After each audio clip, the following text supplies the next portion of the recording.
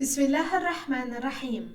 Alhamdulillahi Rabbil Alamin, wa salatu wa salamu ala Sayyidina wa Nabiyina Muhammad, wa ala ahlihi tayyibin tahirin, wa sahbihi al-muntajabin, wa ala jami'i al-anbiya illahi wal mursalin.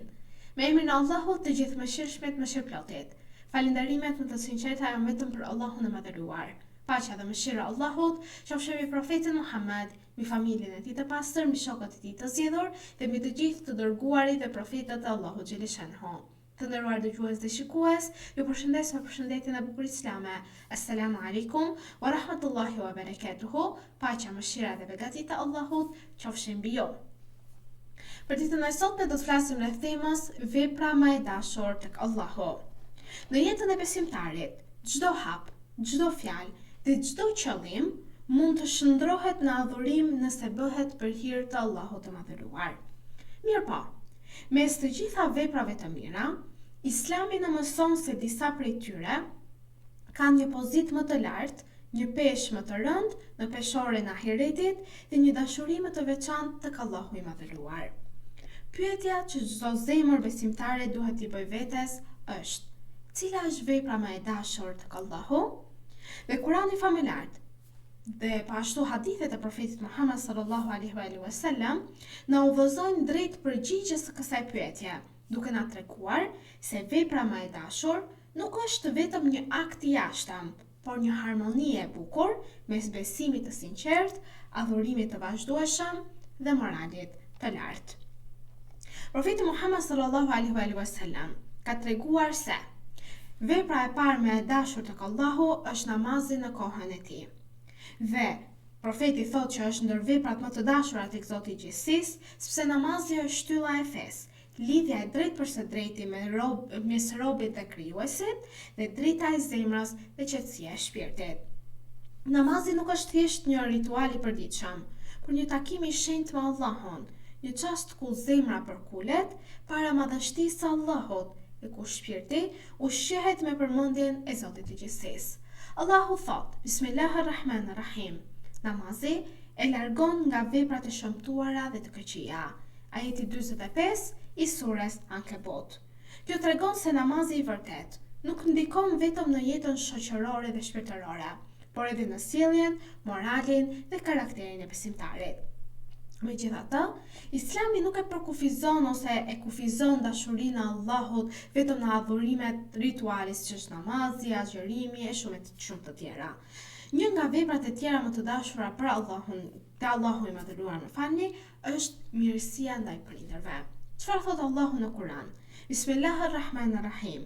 Zoti yt ka urdhëruar që të mos adhuroni askënd tjetër përveç tij dhe të silleni mirë ndaj prindërve. Ajeti 23 i surës Isra.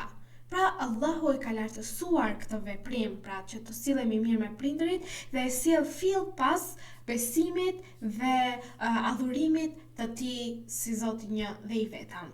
Pra aq shpesh të lartë ka ky si veprim tek Allahu i madhëruar. Të jesh i butë me prindërit, ti flasësh me fjalë të mira, ti ndihmosh në pleqëri dhe tu shprehësh mirënjohje, është një adhurim që hap dyert e xhenetit për ty. Në shumë transmetime, kënaqësia e Allahut gjithashtu është lidhur drejt për së drejti me kënaqësinë e prindërve, ndërsa pakënaqësia e Allahut është lidhur me pakënaqësinë e tyre. Një tjetër vepër madhështore, shumë e dashur tek Zoti i gjithësisë, është mirësia ndaj njerëzve dhe shërbimi ndaj krijesave të tij. Profeti Muhammad, paqja dhe bekimet e Allahut qofshin mbi të dhe mbi familjen e tij të pastër, ka thënë se më i dashuri i njerëzve tek Allahu është ai që u sjell më shumë dobi njerëzve. Të ushqesh të varfrin, të ndihmosh jetimin, të fshish lotët e një të pikolluari, të lehtësosh barrën e dikujt në vështirësi. Të gjitha këto janë vepra që prekin mëshirën hyjnore. Allahu i do ata që janë të mëshirshëm, sepse mëshira është një pasqyrë dhe pasqyrim i mëshirës së Zotit të gjithësisë, që është një mëshirë e pafundme për ne si në këtë botë edhe në botën tjetër.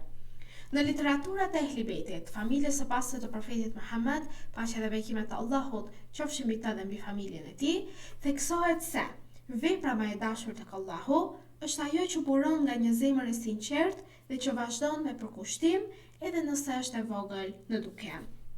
Imam Aliu, paqja qoftë mbi të, ka theksuar se vlera e veprës nuk matet vetëm me madhësinë e saj të jashtme, por me pastërtinë e qëllimit dhe përkushtimin ndaj Allahut. Një vepër e vogël, e bërë me sinqeritet të plot, mund të peshojë më shumë se një vepër e madhe e bërë sa për syefaqe ose vetëse për lavdi të njerëzve. Po ashtu, përmendja e Allahut, dhikri, është ndër veprat më të bukura dhe më të dashura dhe më të bekuara njëkohësisht. Zemra që përmend Allahun është gjithmonë e gjallë, kurse si nuk vdes. Është e ndriçuar dhe e mbrojtur nga errësira e mëkatit. Allahu thot, vërtet, me përmendjen e Allahun qetësohen zemrat. Ajeti 28 i surës Ra'd. Dhikri, pra të nderuar dëgjues dhe shikues, nuk kërkon pasuri të madhe, nuk kërkon kohë të veçantë. Ai mund të bëhet në çdo çast ku të jemi. Jemi ulur, jemi shtrirë, jemi duke shkuar me ndonjë vend, të bëjmë dhikr, të përmendim Allahun xhaleshanhu, sepse ai është Zoti një dhe i vetëm, ai na ka dhënë jetën, na jep bereqetet, na jep më të mirat në këtë botë, pra të bëjmë sa më shumë vepra të mira, që të përfitojmë të mirat, inshallah, në këtë botë dhe në botën tjetër. Sepse përmendja e Allahut shndron jetën tonë drejt nga një jetë monotone e thjesht, drejt një udhëtimi të sigurt, të qetë, drejt Zotit të gjithësisë. Një ndër veprat e tjera më të dashura tek Allahu është gjithashtu durimi në sprova.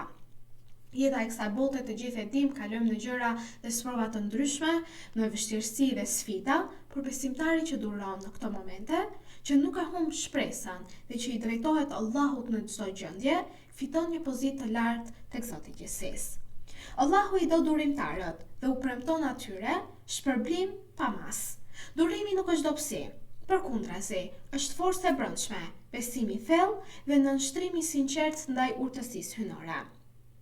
Në thelb të nderuar dëgjues dhe shikues, vepra më e dashur tek Allahu është ajo që përmbledh 3 shtylla madhore: besimin e sinqert, adhurimin e vazhdueshëm dhe moralin e lartë. Nuk mjafton vetëm të falemi nëse sjellja jonë është e ashpër, nuk mjafton të japim sadaka nëse zemra jonë është e mbushur me mendje madhësi. Dhe nuk mjafton të flasim për besimin nëse veprat tona bëjnë një gjë të kundërt nga ajo çfarë na ka udhëruar Allahu. Allahu i do besimtarët, i do të gjithë njerëzit që janë të përulur, të sinqert, të mëshirshëm dhe të përkushtuar në çdo aspekt të jetës së tyre. Pra të nderuar dëgjues dhe shikues, vepra më e dashur tek Allahu nuk është vetëm një akt i izoluar, por një mënyrë jetese, një përkushtim i vazhdueshëm dhe një dhënie fjale e padukur Zotit të gjithësisë, që ne do vazhdojmë në këtë rrugë, të bëjmë vepra të mira, të vazhdojmë në këtë rrugë duke ndihmuar të tjerët, duke folur mirë me njerëzit, duke patur një moral të lartë. Kjo është vepra më e dashur tek Allahu xhaleshanhu. Është namazi i falur me përulësi, është mirësia ndaj prindërve. Mos ta harrojmë që, siç e thash edhe më parë, vlera e prindërve dhe pozita e tyre vjen fill pas besimit tek Allahu xhaleshanhu. Jo vetëm kaq, kemi shërbimin ndaj njerëzve, kemi sinqeritetin në çdo vepër që ne bëjmë, kemi durimin në sprova dhe përmendja e vazhdueshme e Allahut. Këto janë veprat më të dashura tek Zoti i gjithësisë. Kur besimtari i bashkon të gjitha këto, jeta e tij shndrohet në një adhurim të përhershëm dhe zemra e tij fiton atë kënaqësinë, dashurinë e Zotit të gjithësisë, dashurinë më të lartë dhe më të çmuar, të cilën të gjithë ne kërkojmë të arrijmë inshallah një ditë. Në këto momente të nderuar dëgjues dhe shikues, dhe ku ju lëm në mbrojtjen dhe ndihmën e Allahut xhaleshanhu, ju përshëndes me përshëndetjen e bukur islame, përshëndetjen e paqes. Assalamu alaikum wa rahmatullahi wa barakatuhu. Paqja, mëshira dhe begatitë e Allahut qofshin mbi ju.